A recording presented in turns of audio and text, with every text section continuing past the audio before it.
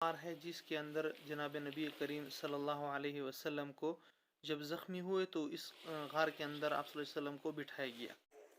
شہدائے احد کی قبور مبارکہ یہ ان کی چار دیواری ہے۔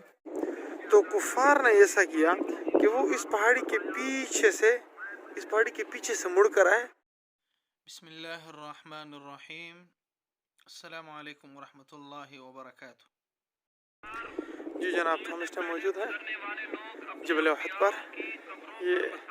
یہاں سے جبل احد شروع ہوتا ہے اور یہ سامنے مسجد سیدنا شہداء حمزہ رضی اللہ تعالی عنہ کا، اور یہاں تک جی جبل احد ہے۔ حضور صلی اللہ علیہ وسلم نے فرمایا کہ تم احد سے محبت کرو کیونکہ احد ہم سے محبت کرتا ہے۔ ٹھیک ہے جی، تو یہاں پر احد کا معرکہ ہوا تھا اور حضور صلی اللہ علیہ وسلم نے اس پہاڑی کے اوپر، یہ چھوٹی سی پہاڑی ہے، اس پہاڑی کے اوپر کچھ لوگوں کو بٹھایا اور یہاں پر کچھ آدمیوں کو بٹھایا تھا، اور یہ جو میدان ہے یہ اس پہاڑ اور اس پہاڑی کے درمیان میں یہ جو خالی جگہ ہے، یہاں پر جنگ ہوئی تھی جسے جنگ احد کے نام سے کہا جاتا ہے۔ اور سامنے یہ جو جگہ ہے،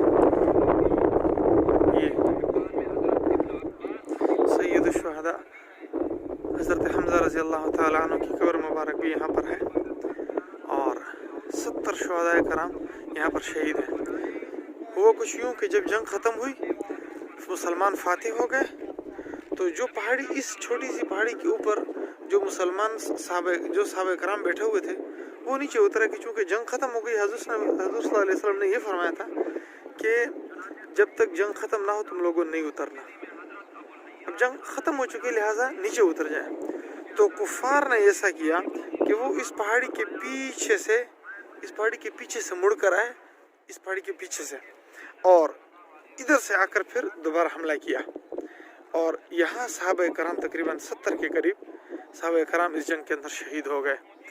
صرف ایک صحابی تھے جو پہاڑی کے اوپر ہی بیٹھے ہوئے تھے، انہوں نے کہا کہ نہیں، حضرت صلی اللہ علیہ وسلم نے یہ نہیں فرمایا کہ جنگ ختم ہو بعد میں آنا یا نہ ہو، آپ نے حکم دیا کہ آپ نے یہاں سے نہیں اترنا۔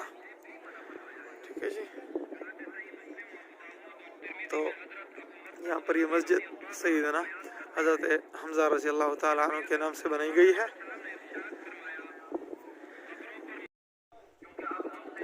حجاج کرام اور عمرہ زائرین کو یہاں پر باقاعدہ نصیحتیں بھی کی جاتی ہیں قبر وغیرہ کے حوالے سے۔ صلی اللہ علیہ وسلم کا ارشاد گرامی ہے، جب کوئی انسان مر جاتا ہے تو اس سے اعمال صالحہ کا سلسلہ منقطع ہو جاتا ہے، سوائے 3 امور کے: صدقہ جاریہ یا نفع بخشش یا پھر نیک اولاد کے لیے دعا کرنا۔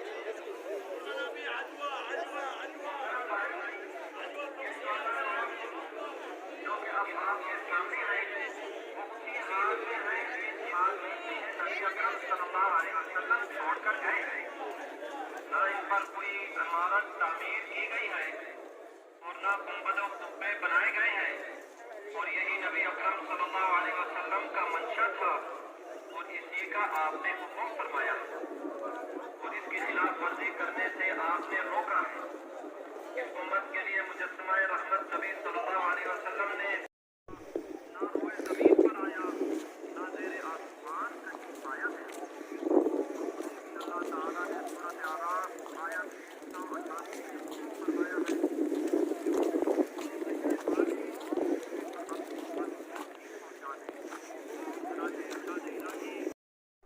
غزوہ احد کے دامن میں موجود شہدائے احد کی قبور مبارکہ یہ ان کی چار دیواری ہے جو ان کے قبور مبارکہ کو دی گئی ہے۔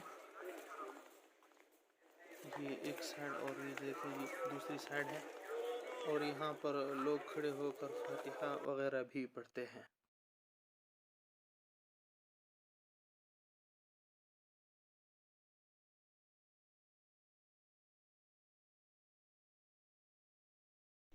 جی، تو سامنے یہ ایک غار ہے جس کو بند کر دیا گیا، یہ دیکھیں، یہ تو یہ وہ غار ہے جس کے اندر جناب نبی کریم صلی اللہ علیہ وسلم کو جب زخمی ہوئے تو اس غار کے اندر آپ صلی اللہ علیہ وسلم کو بٹھایا گیا.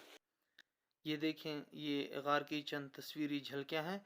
چونکہ ابھی اس کو بند کر دیا گیا اور اس سے پہلے اس کی حالت کچھ یوں تھی. یہ دیکھیں جی پہلے یہاں پر کھلی ہوئی تھی یہ جگہ اور لوگ جاتے تھے یہاں پر زیارت کرتے تھے. اور یہ دیکھیں یہ غار کے کچھ اندرونی مناظر ہیں. لوگوں میں یہ بات مشہور ہے کہ یہ اندر جو ایک پتھر ہے جناب نبی کریم صلی اللہ علیہ وسلم غزوہ احد کے دن جب زخمی ہوئے تو آپ صلی اللہ علیہ وسلم کو اس غار کے اندر بٹھایا گیا. تو حجاج کرام کافی دیر تک وہاں جا سکتے تھے لیکن ابھی اس غار کو بند کر دیا گیا ہے.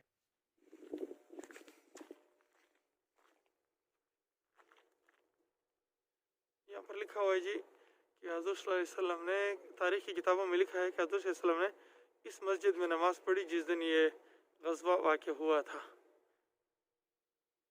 یہ سامنے وہ مسجد ہے جس کے اندر حضور صلی اللہ علیہ وسلم نے نماز پڑھی تھی.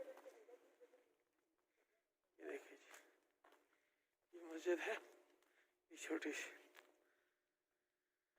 مسجد تو چھوٹی سی ہے لیکن اس میں جنہوں نے نماز پڑھی ہوگی کیا نماز ہوگی وہ اسی اصلی حالت میں ابھی تک وہ دیواریں کھڑی ہوئی ہیں.